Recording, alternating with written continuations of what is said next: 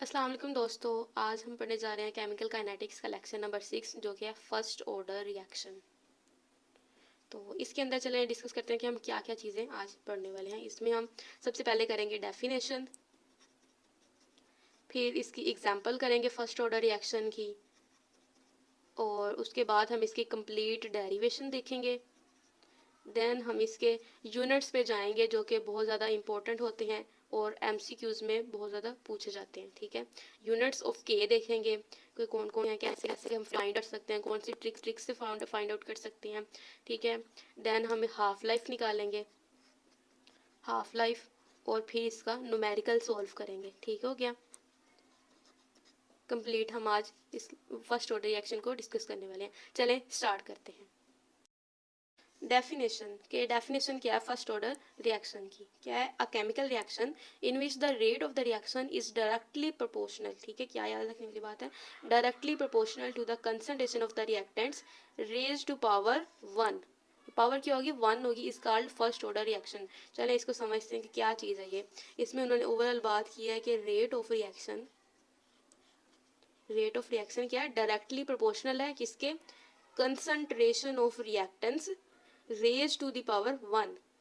This is called first order reaction. ठीक हो गया, अब चलते हैं इसकी एग्जाम्पल पे। एग्जाम्पल क्या है? Inversion of the cane sugar. Cane sugar क्या होता है? सुक्रोज। ठीक है, sucrose in the presence of dilute HCl as a catalyst. इसमें HCl लेना है कैटलिस्ट। एग्जाम्पल देखते हैं कि रिएक्शन है, इसके अंदर ये क्या है? C12H22O11, ये क्या है? सुक्रोज है।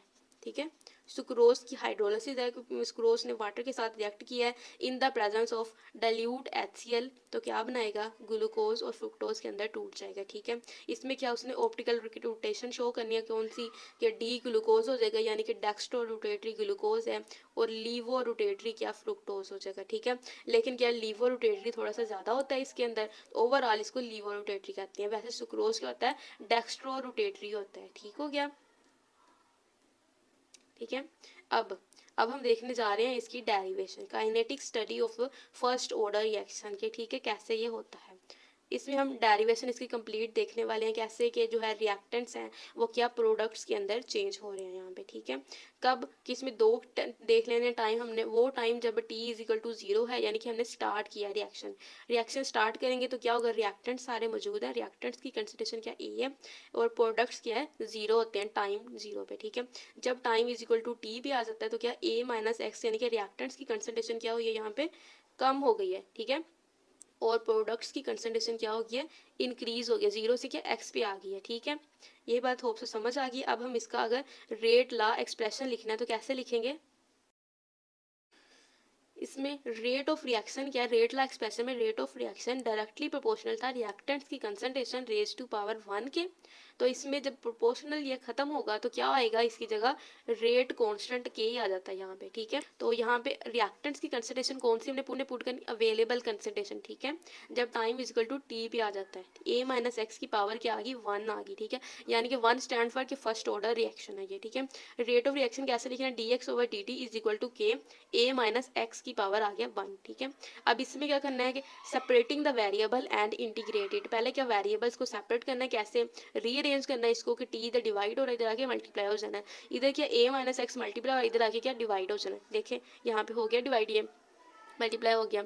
अब इसके बाद क्या हमने वेरिएबल इन पे क्या इंटीग्रेशन अप्लाई कर देनी है वेरिएबल्स पे। कैसे कि अब डी एक्स के रिस्पेक्ट से हम कर रहे थे ना, तो क्या है स्टार्ट में क्या हो? रिएक्शन के स्टार्ट में एक्स इज इक्वल टू 0 था ना टाइम 0 पे, तो बाद में टाइम जब टी हुआ तो क्या एक्स हो गया जो है ना प्रोडक्ट्स की कंसंट्रेशन। ठीक है, अब ये टाइम है टी इज इक्वल टू 0 था तो क्या मैक्सिमम पे क्या टी पे चला गया ये वाला। ठीक हो गया, अब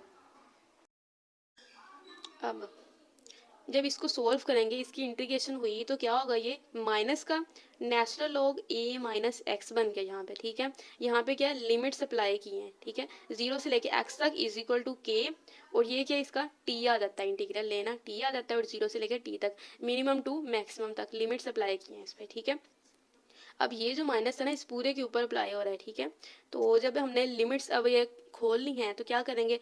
अपर लिमिट लिखेंगे पहले। ठीक है, क्या अपर लिमिट लिखनी है माइनस लोअर लिमिट। ठीक हो गया, लोअर लिमिट। कैसे कि अब ये है ना, इसमें क्या है, माइनस जो पहले ही निकाल लेंगे बाहर, इसी को ओपन करेंगे तो क्या, नेचुरल लॉग ए माइनस एक्स माइनस ये वाला माइनस, अब लोअर लिमिट लिखनी है नेचुरल लॉग ए माइनस एक्स। अब इसमें लोअर लिमिट क्या थी, ये 0, यानी एक्स की वैल्यू 0 आ जाएगी यहाँ पे, ठीक है, एक्स की वैल्यू 0 हो गई है। अब यानी कि बचा क्या, माइनस सिक्स के साथ मल्टीप्लाई होता क्या, माइनस आ गया, माइनस माइनस ये क्या हुआ, प्लस हो गया, प्लस का क्या, नेचुरल लॉग ए आ गया, is equal to K T, ठीक हो गया। अब जो पॉजिटिव साइन था ना, जो पॉजिटिव चीज़ है वो क्या होगी, हमेशा ऊपर लिखी जाती है, यानी कि, और जब माइनस है तो माइनस के डिवाइड में चला जाता है, पॉजिटिव क्या मल्टीप्लाई होता है और जो माइनस है वो क्या डिवाइड हो सकता है। तो natural log A over A minus x आ गया, नेचुरल लॉग को एक ही बार हम लिख लेते हैं क्योंकि दोनों में कॉमन चीज़ थी, ठीक है, is equal to K T आ गया, ठीक है। अब ये जो इक्वेशन है ना, ये कौन सी इक्वेशन आया, इसको बोलते हैं इंटीग्रेटेड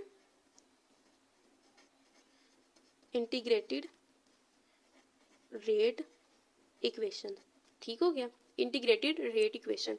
अब क्या करना है हमने कि नेचुरल लॉग होता है ना, नेचुरल लॉग किस चीज़ के इक्वल होता है, 2.303 लॉग के इक्वल होता है। तो कैसे लिखेंगे हम इसे कि 2.303 लॉग इंटू ए, ये ए था ना, ए over A minus x, A over A minus x लिख देंगे, ठीक है। तो इससे क्या होगा कि is equal to K T था ना, is equal to K T था, ठीक हो गया। तो ये मल्टीप्लाई हो रहा 2.303, तो इधर आके क्या के टी के नीचे क्या डिवाइड हो जाएगा, ठीक हो गया। तो इससे एक इक्वेशन बनेगी, वो क्या बनेगी कि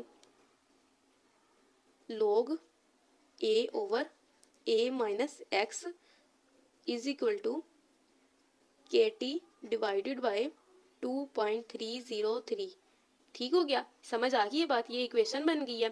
इससे क्या हमने ग्राफ ड्रा करना है, ठीक है, ये वाला ग्राफ कैसे करेंगे कि एक स्ट्रेट लाइन इक्वेशन है, क्या होती है वो, y is equal, straight line equation क्या, y is equal to m x plus c.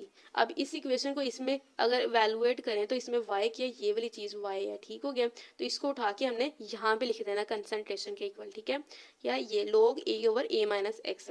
अब इसमें m क्या है, m यानी कि स्लोप होती है, ठीक है, m स्टैंड फॉर स्लोप, और वो क्या k ओवर 2.303 हो गया, ये क्या स्लोप है, स्ट्रेट लाइन बनेगी ये।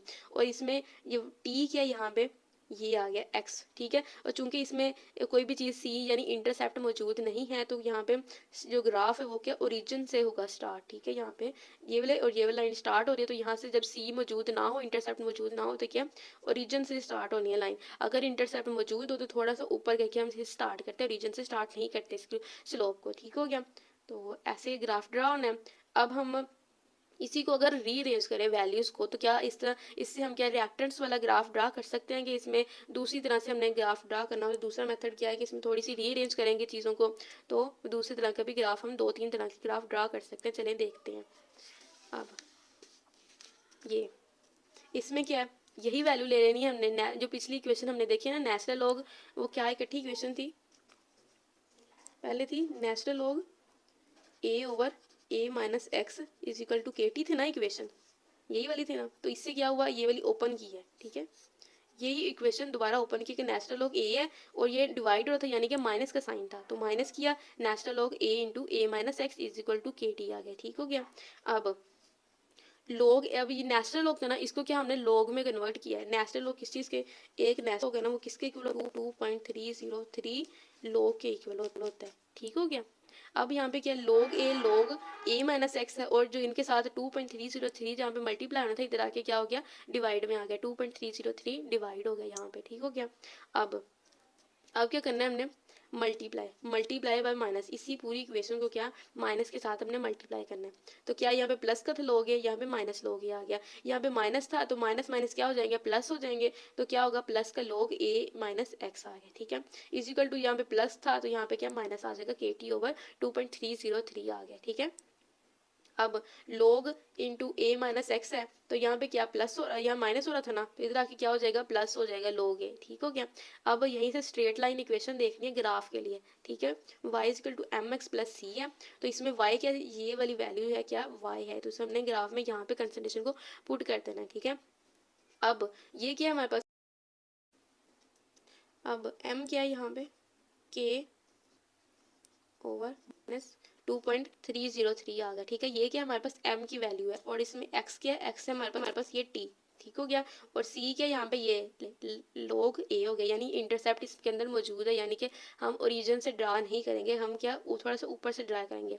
लेकिन इसमें क्या यहाँ पे माइनस का साइन शो हो रहा है, यानी कि माइनस का साइन है तो क्या हम इसको उल्टी स्ट्रेट लाइन हम इसे ड्रा करेंगे। क्यों? क्योंकि माइनस का साइन हमें इंडिकेट कर रहा है कि रिएक्टेंट्स की कंसंट्रेशन यहाँ पे डिक्रीज हो रही है। ठीक हो गया, इसलिए हम इसे नीचे को डिक्रीजिंग ऑर्डर में ड्रा कर रहे हैं। ठीक है, और ये -k/2.303 आ गया यहाँ पे स्लोप, और ये कंसंट्रेशन और टाइम के दरमियान ग्राफ बन गया है। ठीक है, अब ये डेरिवेशन तो हो गई है कंप्लीट। देखते हैं अब यूनिट्स ऑफ के यूनिट्स कैसे निकाल सकते हैं के।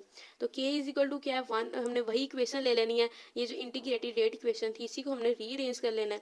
कैसे कि यहाँ पे k मल्टीप्लाई था, इधर आके क्या k डिवाइड हो जाना है, तो क्या टी के टी इधर मल्टीप्लाई होते इधर आके क्या डिवाइड हो जाएगा टी। तो बाकी क्या के यूनिट्स हमने निकाल लेने हैं। यहाँ पे k is equal to 1/t natural log a minus x है, तो इसमें टाइम है, टाइम का यूनिट क्या होता है सेकंड, सेकंड हमने पुट कर दिया। ठीक है, अब यहाँ पे a है, a क्या कंसंट्रेशन है, कंसंट्रेशन का यूनिट क्या होता है हमेशा मोल पर डीएम क्यूब। अब a माइनस एक्स ये भी क्या अवेलेबल कंसंट्रेशन ऑफ रिएक्टेंट्स है। ठीक है, तो यहाँ पे इसकी यूनिट क्या होगा मोल पर डीएम क्यूब हो जाएगा। ये दोनों आपस में मोल पर DM cube cut cancel out हो गए। बाकी क्या बचा सेकंड, सेकंड ऊपर जब जाएगा तो क्या पर सेकंड बन जाएगा, तो के का यूनिट क्या हो गया पर सेकंड हो गया। ठीक है, एक तो ये तरीका है जो इक्वेशन से हम डायरेक्ट से निकाल सकते हैं। एक और भी मैंने आपको लास्ट वीडियो में बताया था के का तरीका कि इसको कैसे निकाल सकते हैं कि dx/dt इज इक्वल टू के ए। और अगर फर्ज करें जो भी ऑर्डर ऑफ रिएक्शन है तो यहाँ पे क्या वो वाला ऑर्डर लिख देना। अगर जीरो ऑर्डर के यूनिट्स निकालने हैं तो जीरो लिख देना, अगर फर्स्ट ऑर्डर के यूनिट्स निकालने हैं तो फर्स्ट ऑर्डर लिख देना, 2 3 ऐसे करके आपने वही चीज़ें लिखनी है। dx का यूनिट यानी कि कंसंट्रेशन तो क्या यूनिट होगा मोल पर डीएम क्यूब यूनिट होगा। ठीक है, डिवाइडेड बाय dt यानी कि टाइम है, टाइम का यूनिट क्या होता है सेकेंड। ठीक हो गया, इज इक्वल टू ठीक है के, और ये क्या ए यानी कि ये भी कंसंट्रेशन ऑफ रिएक्टेंट्स है ना, तो क्या होगा यहाँ पे मोल पर डीएम क्यूब। ठीक हो गया, अब इसकी पावर क्या है यहाँ पे 1, फर्स्ट ऑर्डर था तो 1 हो गया। ठीक है, इधर मल्टीप्लाई हो गया, इधर आके क्या डिवाइड हो जाएगा, ये मोल पर DM cube divided by second था। ठीक है, इनटू ये इधर क्या मल्टीप्लाई हो रहा है, इधर आके क्या डिवाइड हो जाएगा 1/मोल पर DM cube is equal to K. ये दोनों आपस में क्या कैंसिल आउट हो गए, बाकी क्या बचा पर सेकेंड। ठीक है, इज इक्वल टू के यूनिट आ गया पर सेकंड। तो इस तरह से भी क्या आप के यूनिट्स को डिराइव कर सकते हैं किसी भी order of reaction, zero first second third कोई भी ऑर्डर है तो आप इस तरह से इस फॉर्मूले से डिराइव कर सकते हैं यूनिट। ठीक हो गया, अब अभी हम इसकी हाफ लाइफ देखते हैं।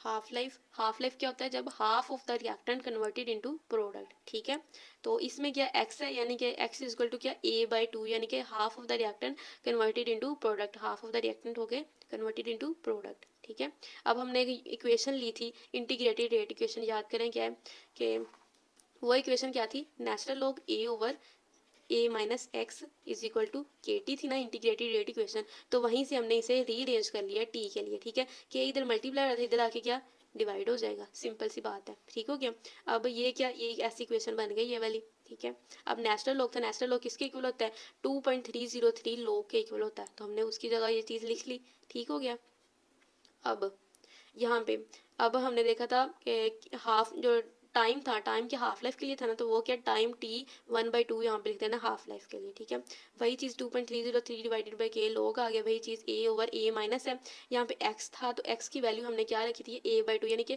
Half of the reactant converted into product. ठीक हो गया, तो हमने यहाँ पे a/2 पुट कर दिया। अब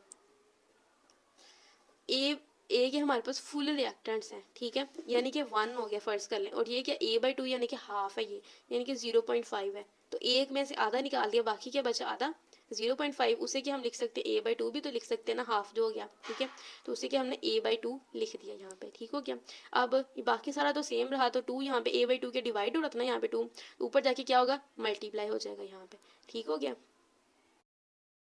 अब T1/2, ये बाकी सारी चीज़ तो वैसे की वैसे ही रह गई है। अब A/A आ गया और ये 2 डिवाइड होता तो ऊपर चला गया ना जब, तो क्या बन गया 2A बन गया, और ये A और ये A के आपस में कैंसिल आउट हो गए, तो बाकी क्या बचा है 2। ठीक है, log 2 जब कैलकुलेटर से हम सोल्व करेंगे तो क्या आएगा, log 2 0.30 आएगा। ठीक है, अब 0.30 को 2.303 से मल्टीप्लाई किया जाए तो क्या बनता है 0.693 डिवाइडेड बाई के, तो ये हमारे पास क्या हाफ लाइफ आ जाएगी फॉर फर्स्ट ऑर्डर रिएक्शन। ठीक हो गया, फर्स्ट ऑर्डर के लिए हाफ लाइफ आ गई है। ठीक हो गया, अब यहाँ पे होता है फर्स्ट ऑर्डर कंप्लीट। अब हम इसके देखते हैं न्यूमेरिकल्स, कि न्यूमेरिकल कोई आ जाए तो हम कैसे सोल्व कर सकते हैं। वो न्यूमेरिकल की स्टेटमेंट हमें गिवन है, क्या है कि calculate the rate constant, rate constant इसमें मालूम करना है, रेट कांस्टेंट क्या होता है के। ठीक है, के की वैल्यू हमने मालूम करनी है for the first order reaction which is 40% completed, यानी कि 40% क्या रिएक्टेंट्स कन्वर्टेड इनटू प्रोडक्ट। ठीक हो गया, इन 50 मिनट्स। ठीक है, 50 मिनट के अंदर कन्वर्ट हो गया रिएक्टेंट्स प्रोडक्ट्स के अंदर। ठीक हो गया, प्रोडक्ट में चेंज हो चुका है। अब इसे हमने सोल्व कैसे करना है, सोल्व ये करेंगे, पहले हमने देखना है कि कितने रिएक्टेंट्स प्रोडक्ट में चेंज हो चुके, 40% हो गया, तो रिमेनिंग कितने हैं। ठीक है, अवेलेबल कंसंट्रेशन हमारे पास कितनी रह गई है, ठीक है, वो देखनी है।